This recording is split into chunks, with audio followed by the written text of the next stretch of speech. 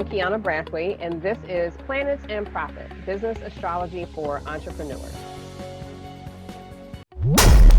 This is Planets and Profit, where your host, Dr. Deb Peretz, reveals the secrets of business astrology, one entrepreneur at a time. Today's guest is Kyana Brathwaite. Kyana's worked in a variety of healthcare settings for over 20 years. During her years as a registered nurse, she's worked in critical care, post-anesthesia care, cardiac units, and finally, in interventional radiology.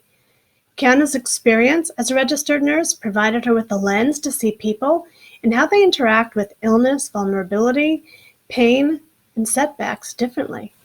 In 2015, Kyana suffered an on-the-job injury, and this experience opened her eyes to inequities and negative healthcare experiences of people, no matter their socioeconomic status.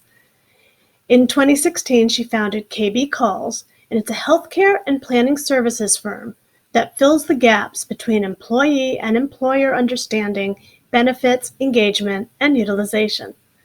Kyana empowers her clients to make informed decisions about their health and well-being. You have to admire someone who makes a career out of helping people navigate the bureaucratic nightmare of health insurance. The skills needed in being able to figure out the confusing systems and policies and understanding the fine print makes me think right away of Virgo energy. Kyana would likely have a healthy dose of Virgo in order to do that kind of precise analysis and to comprehend the often convoluted policies. And sure enough, in her chart, I found 3 planets in Virgo, plus the North Node. And 2 of those planets, as well as the North Node, are in the 10th house, which is the house of career and profession. The North Node represents our evolutionary intent for this lifetime. So using that Virgo strength in her career suggests that this business is aligned with her path and her strengths. Let's listen to the interview and see what else we can learn about her. Hi, Kyana. Thank you so much for joining me here today. Hey, Deb. No problem. I'm glad to be here. So the first question that I'd like to ask is a little bit about your journey. How did you come to be a healthcare planning coach? So the short version, after being in healthcare in many different ways, I was at different levels in the healthcare field, different positions. I ended up finally getting through nursing school and becoming a registered nurse. Found that as I was working at the bedside with patients, the part of my job that I really enjoyed was the connecting the dots and helping people understand their health insurance. And whereas I thought that other nurses had this superpower as well, because, I thought we're all super, I started to realize that it was something that I was able to do. Eventually, I was injured on the job, and it was career ending in the sense of I could no longer work at the bedside. After having surgery, I had to figure out, okay, what am I going to do with my life? How am I going to use these 15, 20 plus years of experience in the healthcare system? What do I really enjoy doing? And it came back to me that I had a position as a director of admissions for a school.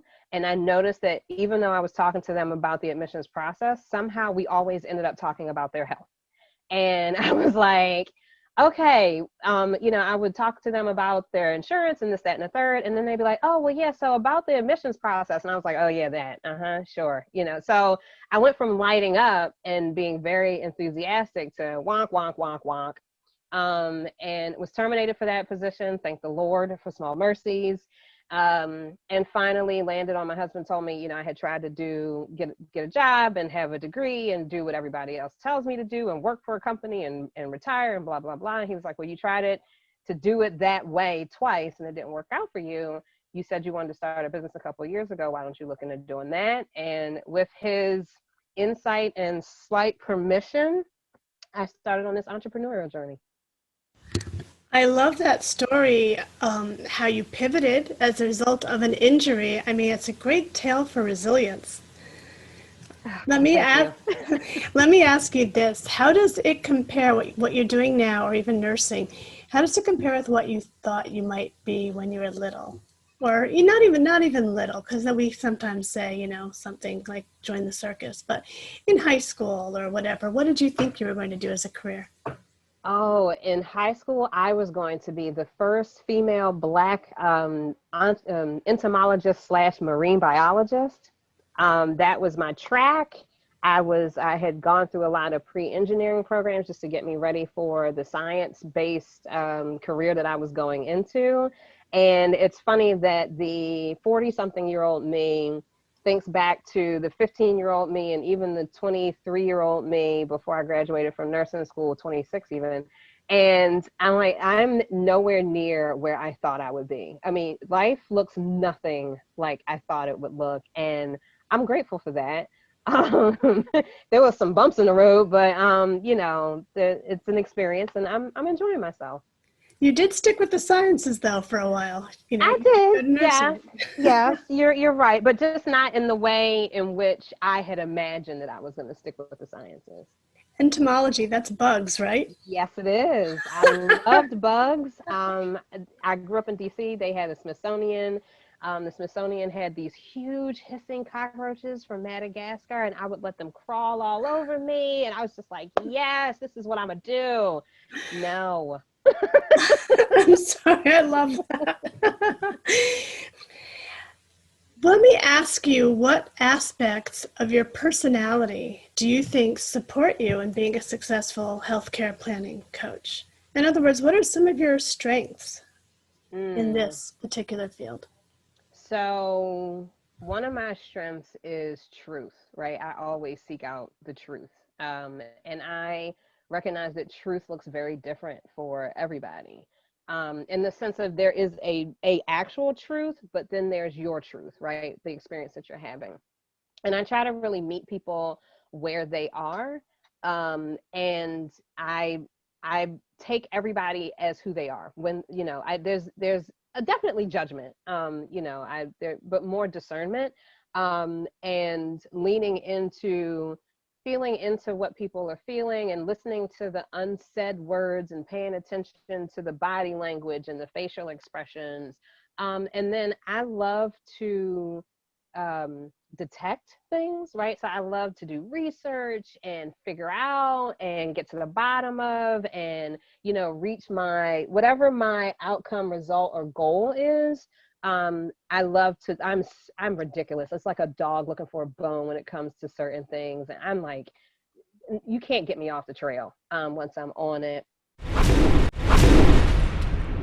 Scorpio alert. Kyana managed to touch upon several Scorpio keywords just then. Scorpio is the sign committed to uncovering the truth no matter what. No matter who it hurts, no matter how deeply it's hidden, the truth must be exposed. And that's the first thing Kyana said. I always seek out the truth. And leaning into feeling into what people are feeling and listening to the unsaid words and paying attention to the body language and facial expressions. That is Scorpio digging in to expose the truth. In that sense, Scorpio is a psychotherapist, helping to reveal repressed wounds, repressed truths. Scorpio is also the detective. You can see her detective skills when she talks about paying attention to facial expressions and body language. And then she came right out and said it. She said, I love to detect things. Scorpio is intense, tenacious, and I love the way she put it. It's like a dog looking for a bone, and you can't get me off the trail once I'm on it. And then, one thing that I don't lean into, that I don't see as a superpower, but it's, I love people, but I don't like people. Oh, I love it. So yeah. You know what's going on in the back of my head, right? You are such a Scorpio. Right. I know what my astro insight's Through going and to through. focus on. Yes, through and through. Yes. So what challenges have you had to overcome in your business? Asking for help. When I first stepped out I really had this thought that I was going to be able to make it on my own. And I recognized that probably recently, I needed a team. So building out that team looks different from what the team looked like that I worked with. But I have a team of cheerleaders. I have a network of actually phenomenal women and some men who I can go to, who accepts me for who I am, supports me where I am, and allows me to just lean into and be who I am. And that was one of the things that was really difficult, right? Was being who I am. I had for so long as an employee been what other people wanted me to be, that I had to learn who I am. Wow, I love how you put that because all of us as entrepreneurs, we don't always think about that. Who are we when we're not trying to fit into someone else's expectations of who they need us to be in their business, right? Exactly. Now, what are some of the things you do as a part of your current business that take you out of your comfort zone? So you have to stretch a little or lean in. The biggest one, I would say being a Scorpio, I'm extremely secretive, right? So, even to the point of being pensive sometimes. So, for instance, having to, I'm not doing it as much as I could, but I'm building that in. That social media thing, it is uncomfortable. I mean, I can't, I literally, my energy drains when I start thinking about, having to be on Facebook and social media and all of that and share all of what's going on. And it's just, for me, I live life, I experience life, I enjoy life. And to have the expectation of, oh, well, this is a great moment to share. It's like, but I can't be present. So that's like one of my biggest, I'm still fighting with that, I'll be honest. I'm with you on that one. Yes, social media. Yes. It's been a stretch for me as well. So, what would you say is your business superpower? Business superpower. Helping you get to know who you are and what health means to you. That's my business superpower. I think we're dictated, you know. I have a friend. She lost. I mean, it had to be almost a whole person, and her doctor is still telling her she needs to lose more. Meanwhile, she's a size 10. She feels the healthiest she's ever felt, and there's this cookie cutter type thought process behind what we're supposed to look like and how we're supposed to look, and I love being able to tell people that you don't have to do that. If you're feeling good and you're doing what you need to do, meeting yourself and supporting yourself health wise, then that's all that matters, right? Because BMI and all of that, there's people who are overweight who live forever, right? And there's skinny people who die early. So this is what works for everybody. And I love that, sharing that. I love giving people permission to step into that. And I love to see them go, wow, that's unorthodox. And I'm not sure how to take that. I need to figure out how to lean into that. So I love those moments. And then when people understand how to use the resources that they have available to them because they're paying so much for them. And you start to see them kind of get on the groove of traction, like, oh, well, I'm thinking about, doing this, or I don't really want to see a physician. Is there some other option that I love that. I'm like, yes, let's think outside of the norm. Let's step outside of the construct and let's really explore what works and what's meaningful for you. Wow. Can you share an example of, I don't know, a moment that just made you feel, yes, this is why I do what I do? I've had a couple. So recently, I have a client who I was working with him specifically, and now him and his wife and his family are on board, and I'm working with the whole family. And she's thinking about having an elective surgery. And she reached out to me and she was like, hey, I'm thinking about this. They take insurance. What do you think? And I was like, all right. let me do some research and let's talk about it on this day. And the fact that she was like, this is what I'm thinking. Can I get your feedback? That's exactly how my services are supposed to be used, right? Is that this is what I want to do.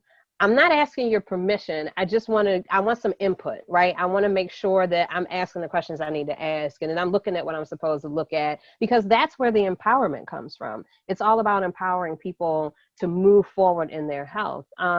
Another one, I kind of play around with herbs. I really just started getting into this.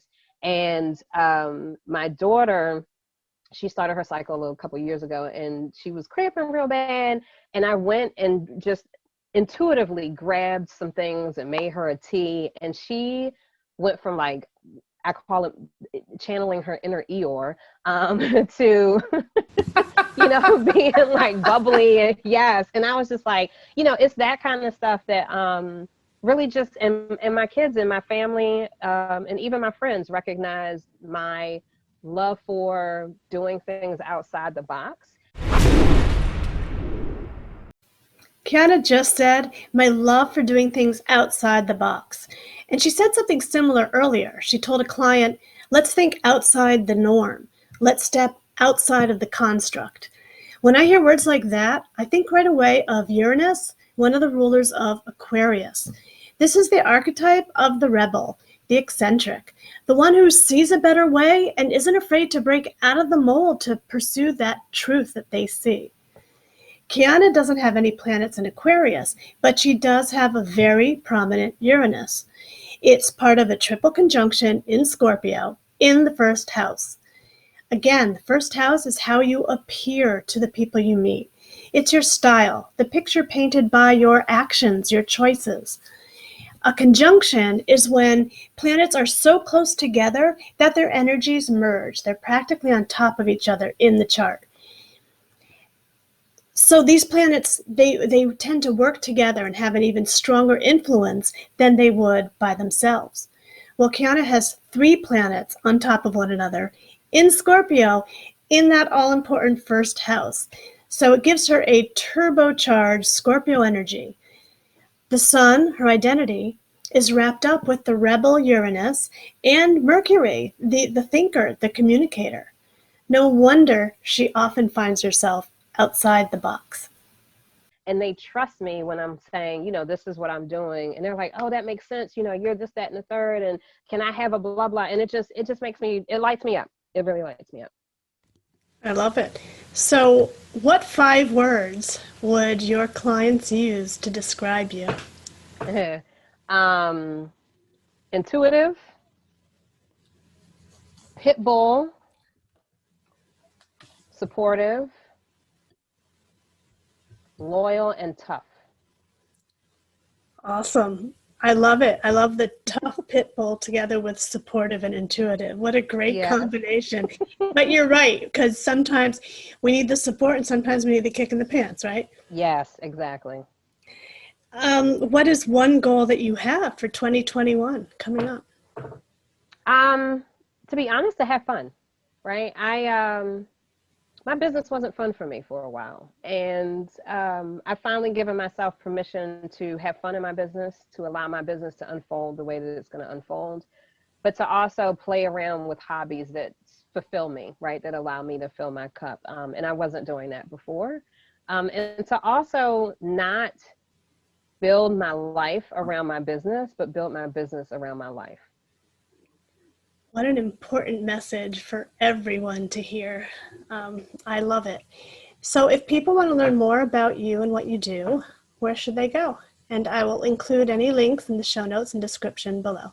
Cool. So I am on social media, but I'm an old-fashioned Gen X 20th century girl. I do text messages and email. And then I also do office hours. So I'll provide Deb with my office hours. And if you have any healthcare questions or anything that crops up, definitely reach out. Wonderful. Thank you so much for being here. This has been wonderful hearing about what you do. And thank you. Thanks for having me. I appreciate it. You pull so much great stuff out of me. I'm like, wait, who's this person that's talking? I love it. You really gave such great insight, things that I think are relevant to all entrepreneurs. I'm glad. I'm glad to be able to be of service. I'd like to thank Kyana Brathwaite once again for being here today. We got a chance to get a good look at Scorpio energy as well as Uranus. Kyana found a way to take these key elements of who she is and how she shows up in the world and in her profession to create a business uniquely aligned with her path. If you enjoyed this episode, please take a moment right now to subscribe, rate, and review. And do share with your friends as well. This will help get the word out about Planets and Profit. Thank you for spending your precious time with me today, and see you next episode.